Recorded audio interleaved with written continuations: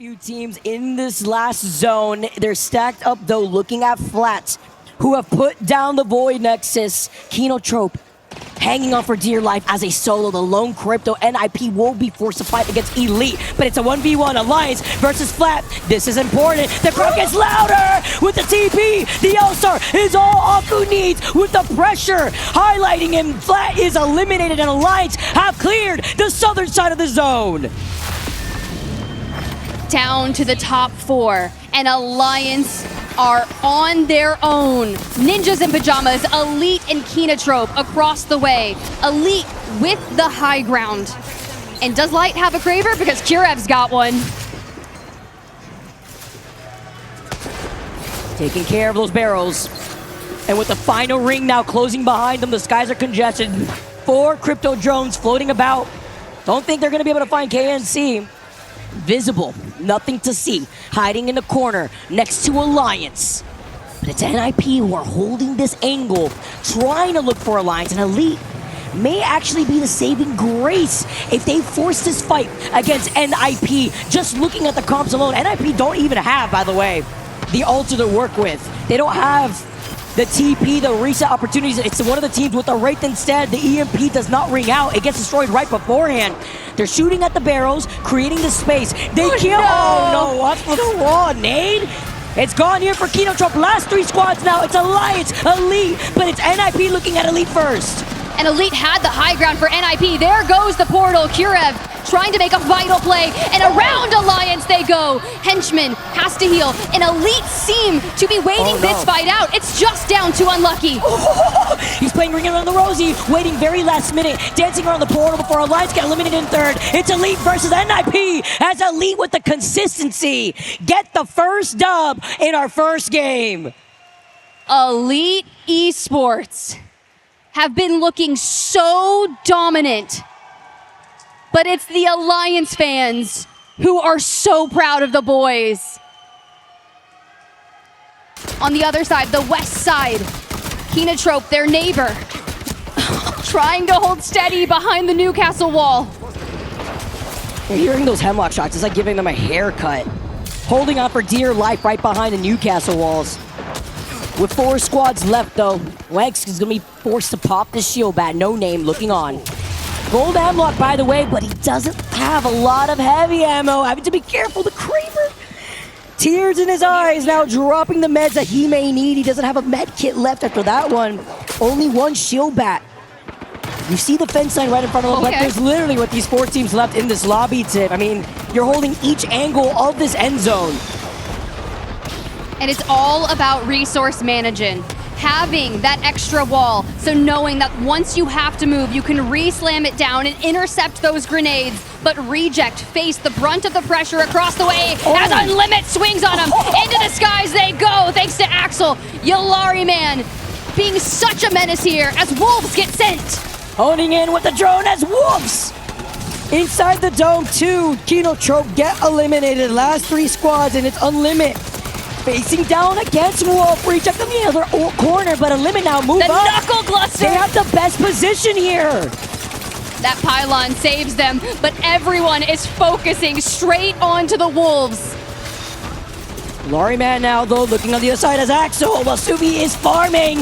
It's just a matter of time. As Unlimit are your Game 2 winners. Nobody to dethrone the Kings, who hail from the mighty jungle. Unlimit. They clutch it here for game number 2. He's really woke up that game. We saw him napping before and said, nah, I'm awake. Just watch. 7 kills for that team. A 19-point game. From Nano, dancing around the ArcStars. You see the evac. But they don't have Watson. Oh, some contention. Was that the kidnap here from the other side? They're dancing, playing Ring Around the Rosie, and they get the knock onto Nano. What a beautiful kidnap. As Alberlele from the other side takes advantage. Now Flat down to a duo, but thankfully they're trying to res him, but oh my goodness. Alb says no, you're not getting them back on the feet. Remain a duo. They've sighted Hawkes, who's still alive. Into the void we go, we dance around, and Sacred pulls another one. Oh, they get Alliance though. Flat are He goes out down. here, and so is Flat. 10 KP at the hands of Kinda. He's got to move away though. That drill just taking a chunk out of him. He tries to get the shield And up, a and now Nemesis. Nemesis looks so good. You talk about the young legends, Sacred versus Kinda, but with their last two squads, it's Team Nemesis. They take it away, and they are your Game 3 winners. A team relying on those explosive games started their comeback just yesterday, and they are continuing to move forward. 14 kills, 5,200 damage throughout that dynamite of a performance. Well, Shopify's spot is going to be safest for longest. GK, by the way, they've hit a Valkyrie. And now Shopify's position might not be one of the best in zone. The lay of the land is known by GK. They know where everybody on the map is, and they are playing the side of zone where nobody finds themselves. Falcon's still aware of them though, and their focus very much is on GK right now. Kinnetrope Club are the one team that could really affect how that entire southern fight goes down if they try to drop a little bit earlier than maybe intended. They'll queue up on this high ground, R9 in the hands, trying to find a little bit of damage onto the Valkyrie down from the low ground. It's Shopify Rebellion who choose to take to the skies this time. Falcon's still playing that corner. Well, what is the next play for them? Option to bubble out as Alliance start to peek the other side of the cannon where Kinnetrope find themselves. Zone is going to end on the lower ground as well. It's going to pull away from the cannon, so both Shopify and GK, they are close.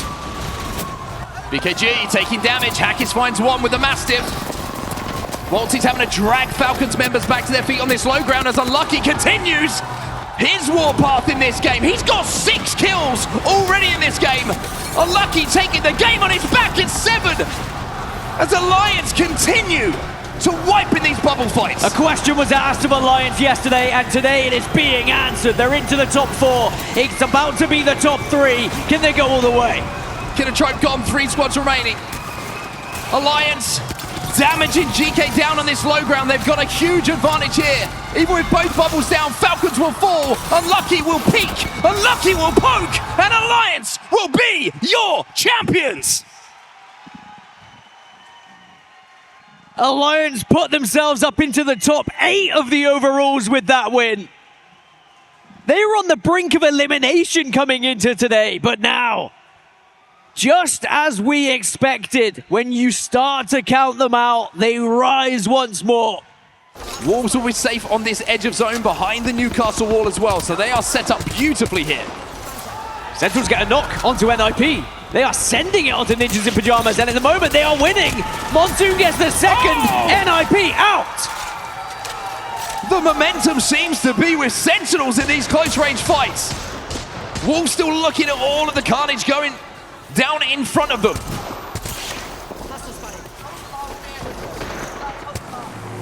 And somehow Skittlecakes is still alive. But for how long? He's trying to send it towards Falcons' position here. This might be the end of their game, and indeed, it will be Team Nemesis eliminated. 3 squads remain in our final battle here on Storm Point.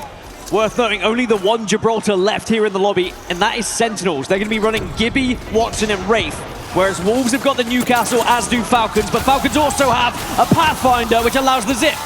Here comes Sentinels, though. The damage is done to Hal, and the armor not looking too healthy for them. Falcons will find one. It's a trade. Blinkster slides behind with the R9 to find another. Hal's trying to grapple away. Wolves moving up onto the high ground. Pieces of both teams in front of them, but can they collect them and collect the win? Yeah, Fun's trying to bounce off. He's trying to get away, see if he can reset a little bit. As Hal is unable to do so, Falcons go down. And Wolves Esports, now it's just a simple 3v1. Blinkster, you don't get to take me down because I'm in the void, and even though you hit the evac, Wolves will be your champions. And a lot of Wolves fans here in Paris who celebrate, to be honest, alongside Sentinels fans because it's still a huge game for Sentinels. But that win, for me, it should be enough for Wolves to kind of get rid of any worries of elimination here in this stage. Have they done enough, Kurosami? It's a good match 6 from them to give them the chance. As now NIP, at the start of the day, it was a question of what if, but they have solidified their spot at least in the survival stage. Monsoon with the Mastiff, Renock, Euris. Has to play behind the knockdown. Might be able to drag Fon back to his feet here, but it's actually allowed both players to get back up. Monsoon with a chunk. But here come Wolves. They swing to clean up the final pieces of both Sentinels and RC. Support takes someone somewhere.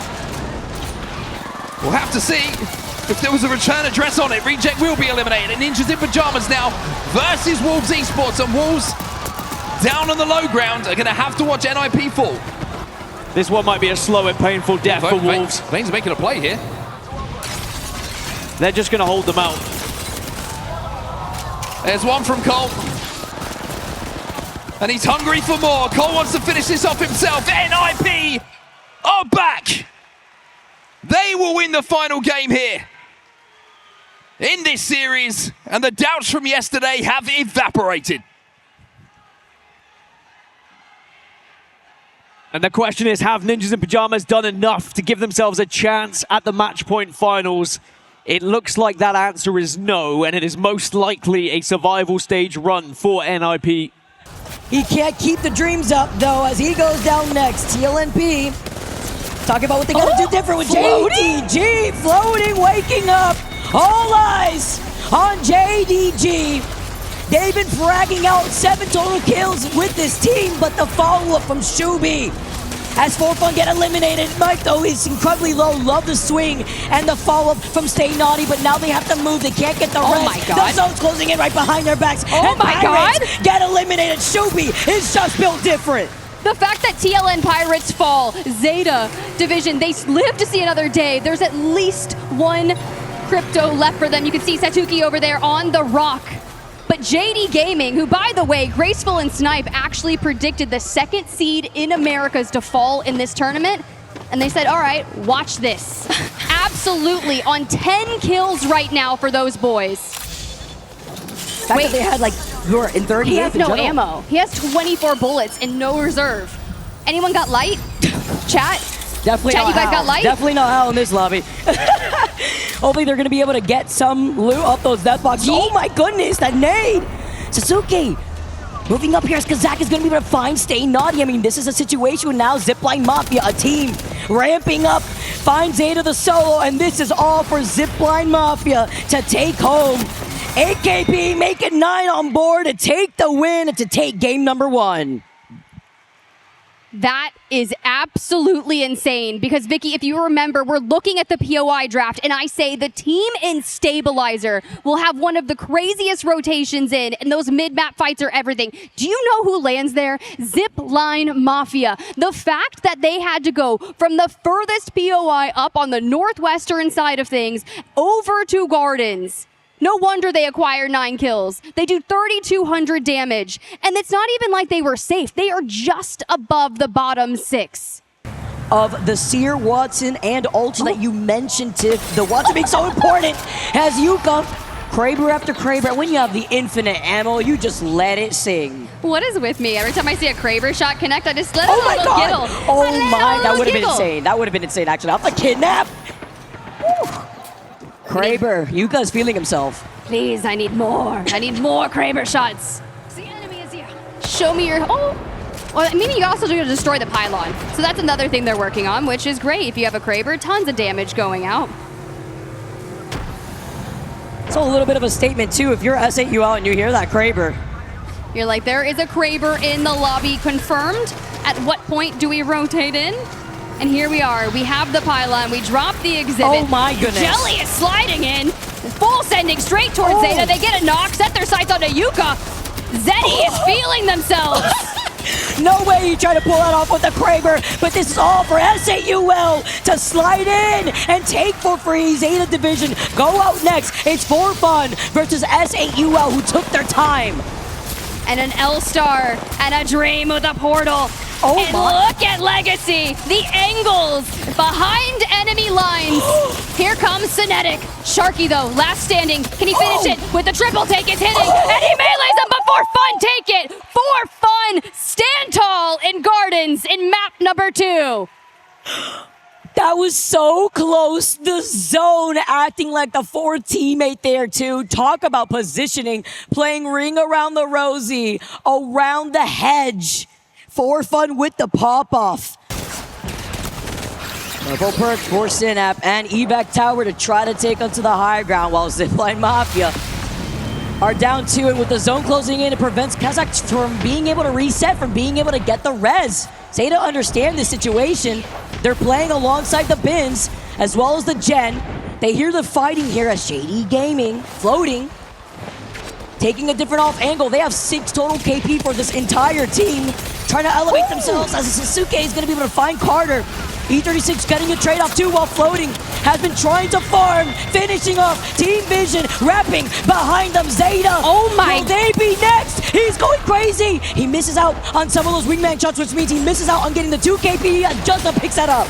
An Arc Star knocks down 2 members of Zeta, and JDG finish them. Into the top 2 we go. E36 and JDG, the teams at risk of going home, are giving it everything. What did they feed floating? As Two's and JD Gaming are looking to take the dub when they need it the most. Floating! They have 10 total KP. It's up to Stay Nutty. L-Star in hand, playing up the knockdown. Only 1 member left as JD Gaming. At the very last second, they take the final game on Olympus. They are your Game 3 winners. There's a reason that we are so hyped talking about this team. 2nd seed from Americas. But by the barest of margins. The barest of all margins. We've got 6 Gibraltars all available. It's going to be 6 bubbles. And actually, we might see a few more Skyward dives, because everyone knows once these bubbles go down, you have no cover. Well, the Pirates are known usually for what they do on the sea, but this time it's going to be the skies that they go to as they hit the Valkol. For fun, trying to stop the Reds coming in from Zeta Division up on that high ground. Satuki and Yuka are down. For fun are having a fantastic series, really flowing now. As we check back in with the Pirates. You haven't heard about Sky Pirates? I know full well they can do some damage. Well, Nate should get the armor swap, but he's got to take down some bodies before he does so. Can he deny the Reds here from Zeddy Esports? For Fun are down. Top 5, top 4, and Zeddy will fall, and the Pirates and Nate are making a late run here. And Nate can go up into the sky, avoids all the gunfire, and actually there's a position to play here.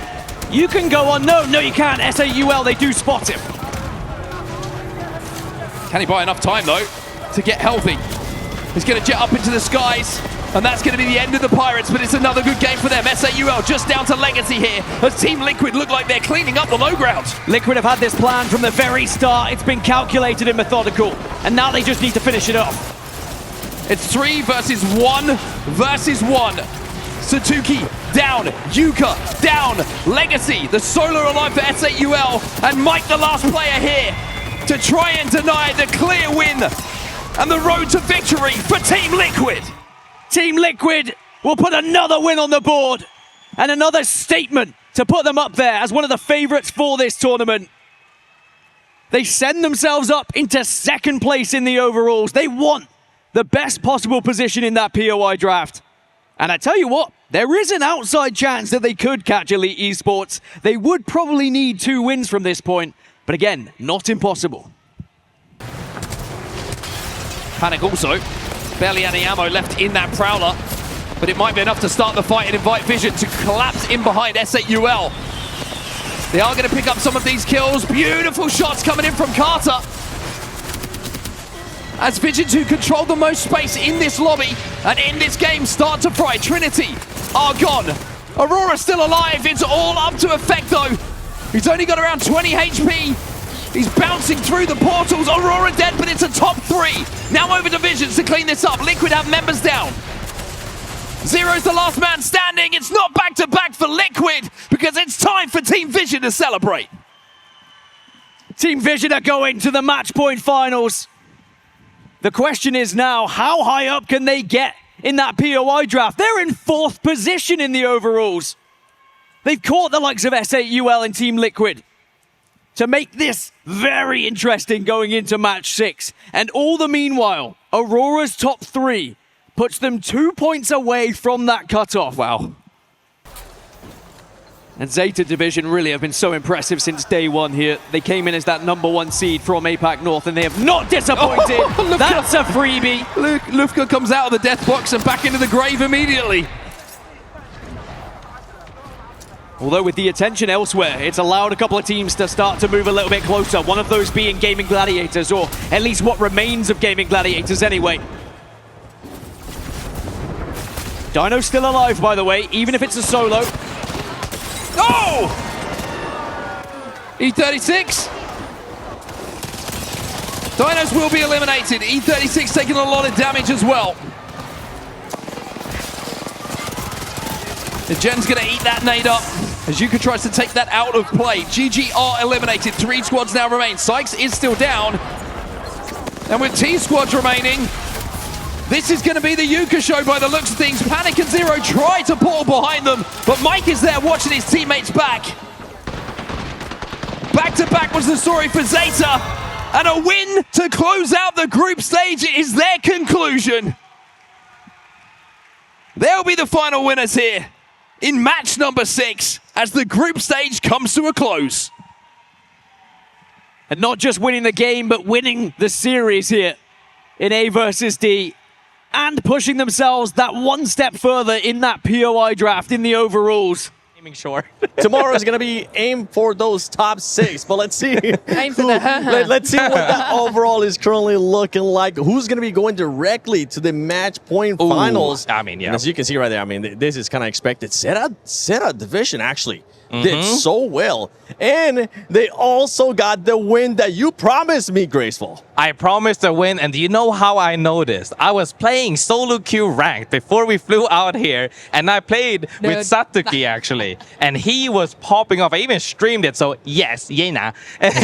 And then he was popping off, and I said it to him as well. I don't really speak Japanese, but I said it to him as well. Satuki Tsuyosugi, he's way too strong because he was just 1v3ing absolutely everybody, and I'm happy that he managed to find his form, and they all find it from. We even saw Yuka's Kraber shots as well. It was amazing, and I hope they can keep this up. I'm just loving seeing this leaderboard too, okay? I'm going to talk about the SAUL, been harping on about it, but like, I get a little worried. Just this is my time to shine, Grace. I've been harping on about this team, and, you know, we move from like Pro League and talking about their consistency and how well they play and the percentages, but they keep doing it, even in that last couple of matches. You know, obviously we were keeping an eye on those teams that would be falling in that bottom bracket, but SAUL, I can't believe that they're in that top 3. Like, this is a proud moment for obviously the team and a lot of the Apex South, because we have been waiting for this moment for them to show that they can be in that top, I wasn't even going to say top 10, but that top 3, baby. Like, that is an exceptional feat. Even like Team Liquid too, they were looking a bit rough at the start, but then to finalize with that 182 points, like, god freaking damn. Honestly, the consistency of a lot of these teams, and there you go. A Limit does end up making it to the match point finals to Virtus Pro. They ended up in a tie. I don't remember what the tiebreaker is, but for Virtus Pro, they're going to now have to worry about survival stage tomorrow. Wolves Esports, Team RQ. I mean, we saw NIP being able to do their thing earlier today too, but for Team RQ, you have had so many doubts. What can they do different coming into tomorrow? Because tomorrow is going to be those top 6. That's the only thing that's going to matter. Yeah, I mean, what can they do different? Pretty much everything from what they did today. Just maybe go back and watch that day one and feel in positive reassurance of what we did right. Quit focusing so much on what we did wrong. Go back and focus on what we did right. That's one of my favorite things to do, because it puts a lot of the pressure off of, hey, you did this wrong, you did this wrong, you did this wrong. So players don't overthink. You go back and say, and build the habits of, this worked for us, let's try and replicate it. Yeah. And I think one of the bigger storylines going into tomorrow is how many dominant teams are in this elimination bracket, with only 6 able to make that grand finals lobby. And then you look at the storylines like the Falcons, for example, that we're used to seeing top these group stages. You know, it's them and the alliances that top the group stages. Falcons is not in the elimination, I want to make that clear. But for example, they're struggling. I mean, genuinely, for a team of that caliber, they are struggling. So it'll be interesting to see if they can clutch it out. And it's just been fun to follow along, because Zeta was in 7th place. We brought them up, but they might have the most wins, or up there with Elite for the most wins of teams at this tournament. And that's what it comes down to for winning the grand final. So many different storylines happening all around us at the same time. And I think tomorrow is going to be nothing short of spectacular. And I guarantee we're probably going to have maybe more tiebreak or heartbreaks or photo finishes going into it as well. I mean, I was talking to Ken with the interview as well. I'm very, very sad for him, because we talked about it. Where do you think the cutoff is going to be? He said we're on 67. The cutoff is 67.